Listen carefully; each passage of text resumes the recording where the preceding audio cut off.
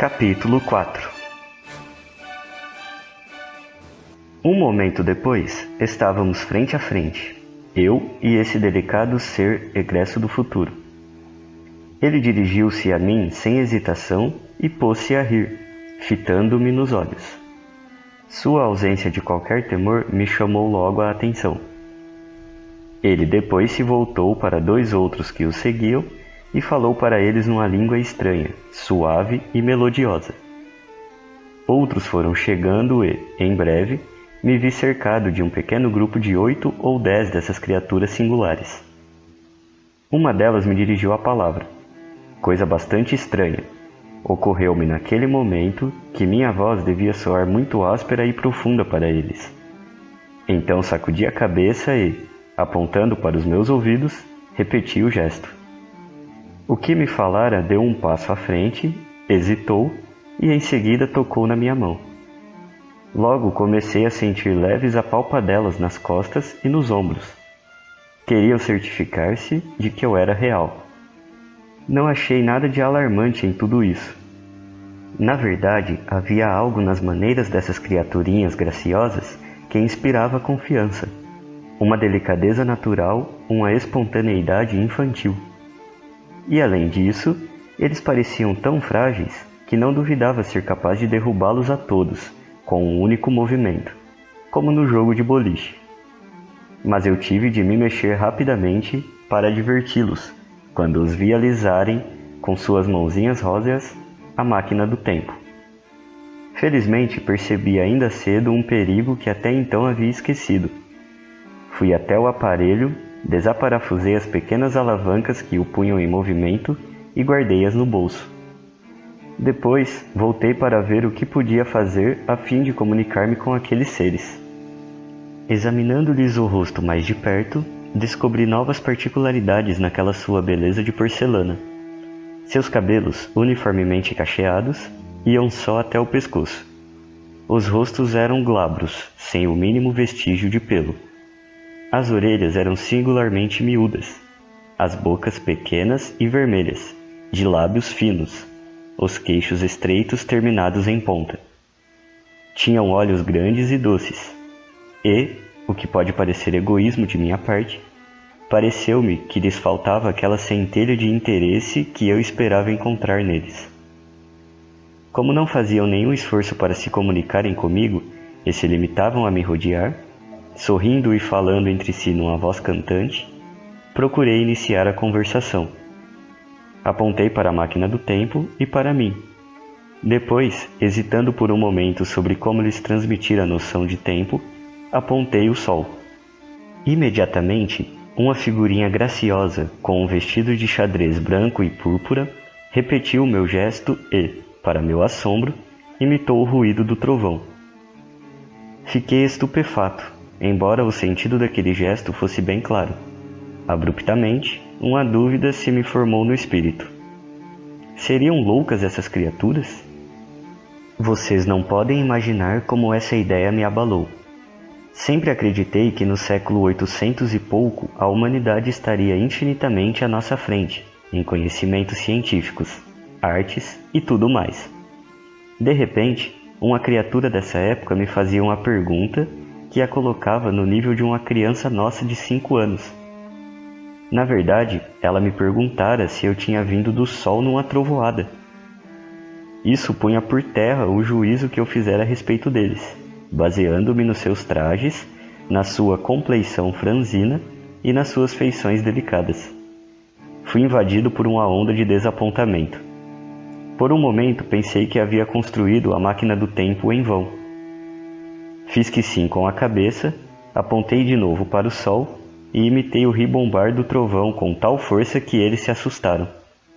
Recuaram alguns passos e fizeram-me uma reverência.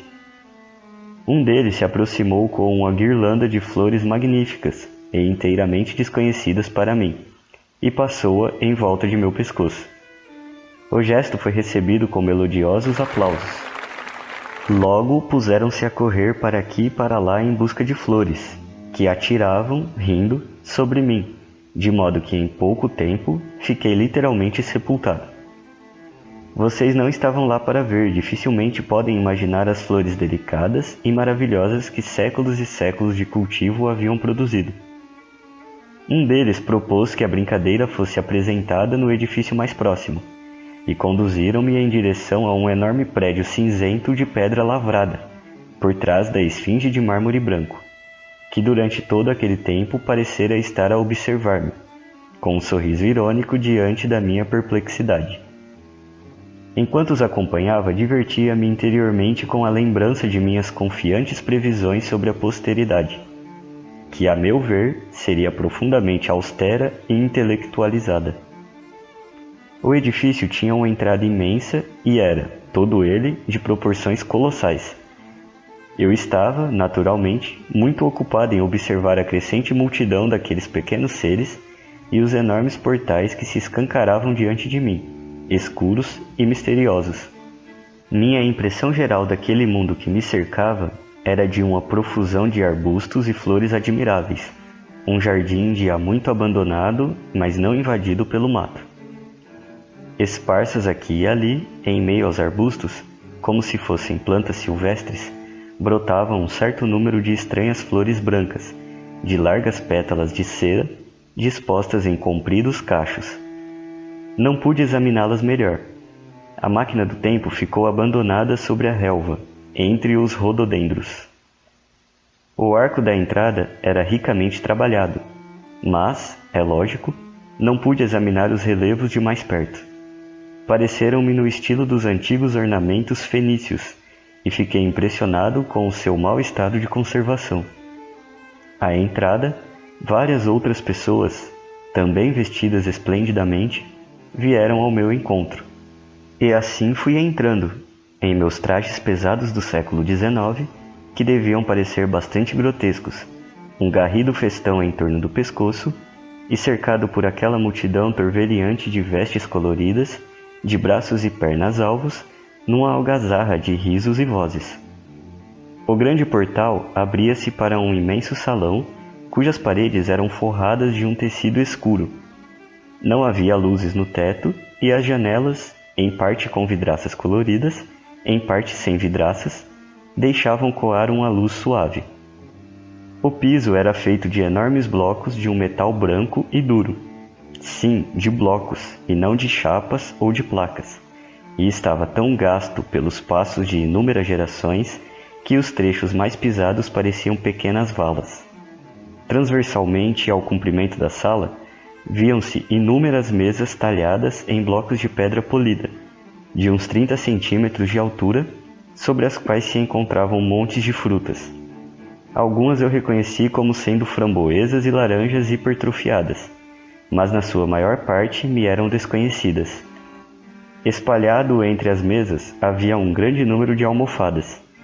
Sobre elas se sentaram meus guias, fazendo-me sinais para que os imitasse. Com uma deliciosa ausência de cerimônia, começaram a comer as frutas com as mãos, jogando as cascas, os caroços e o bagaço pelas aberturas redondas nos lados das mesas. Não me fiz de rogado para seguir-lhes o exemplo, pois estava com muita fome e sede. Enquanto comia, pude contemplar o salão mais detidamente. Talvez o que mais me impressionou foi o seu aspecto de abandono e destruição. As janelas de vidraças coloridas, com desenhos geométricos, estavam quebradas em vários lugares. As cortinas que pendiam no fundo do salão achavam-se cobertas de pó. A própria mesa de mármore em que eu estava apresentava as bordas partidas. Nada obstante, o efeito geral era de opulência e pitoresco. Havia cerca de 200 pessoas comendo ali, e a maioria, sentada tão perto de mim quanto o espaço permitia, observava-me com interesse, os olhinhos brilhando por cima das frutas que devoravam. Todos estavam vestidos com o mesmo tecido de seda, leve, mas resistente. Sua alimentação constituía-se unicamente de frutas. Essa gente do futuro remoto era rigorosamente vegetariana e eu próprio, enquanto estive com eles, apesar de sentir falta de carne, fui obrigado a ser também frutívoro.